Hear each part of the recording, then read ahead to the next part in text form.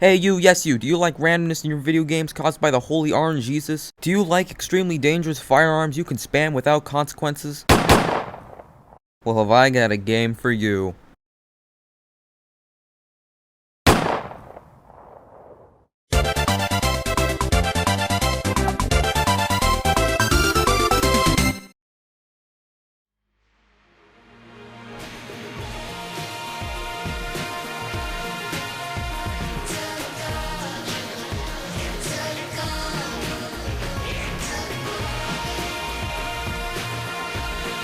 Enter the Gungeon was developed by Dodge Roll Games and released on April 5th, 2016. Enter the Gungeon is a bullet hell roguelike that takes the term bullet hell and takes it to the next level. Everything is gun and bullet themed. The enemies are bullets who carry guns and shoot you with more bullets. The doors are just big bullets with faces. The currency are bullet casings. There's even a snake boss called Amoconda. One thing that'll automatically stand out besides the amount of guns in the game is the charming pixel art style. There are NPCs in the game that manage to be so expressive with the limited pixel art style that the game uses. The game is extremely difficult. I still have not beaten it. It's a game that makes you want to do this. You're bad! There are a lot of guns in this game, and I'm talking hundreds. There's a barrel that shoots fish. A gun made of Tetris blocks that just shoots Tetris blocks. There's a baseball bat called Casey that can literally knock bullets back at enemies. There's a rocket launcher called the Stinger that shoots bees.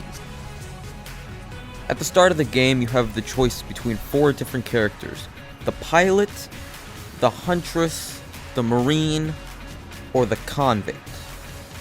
Each character is very unique in their own way. The pilot, who is basically just Han Solo, has a lockpick because he be a sneaky boy. The huntress has a dog that will occasionally dig up more items for you to use. The marine starts with extra health in the form of a helmet.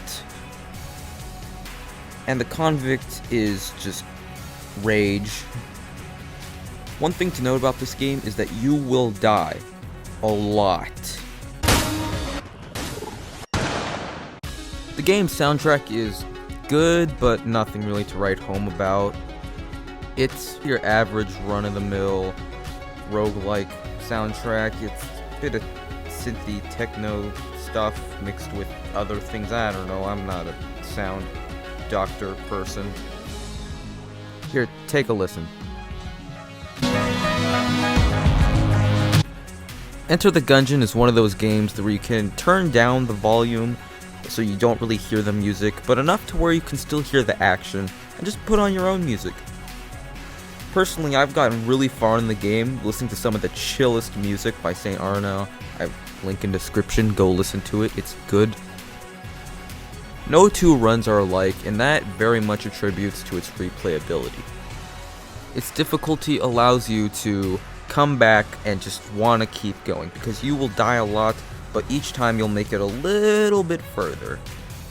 It's a game where you could have spent an hour on a run and you died at the final boss, but instantly get back in after losing it all just because you've got a little bit farther than last time.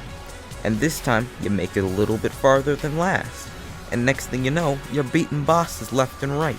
Things that were once extremely difficult, you can now defeat with little to no trouble.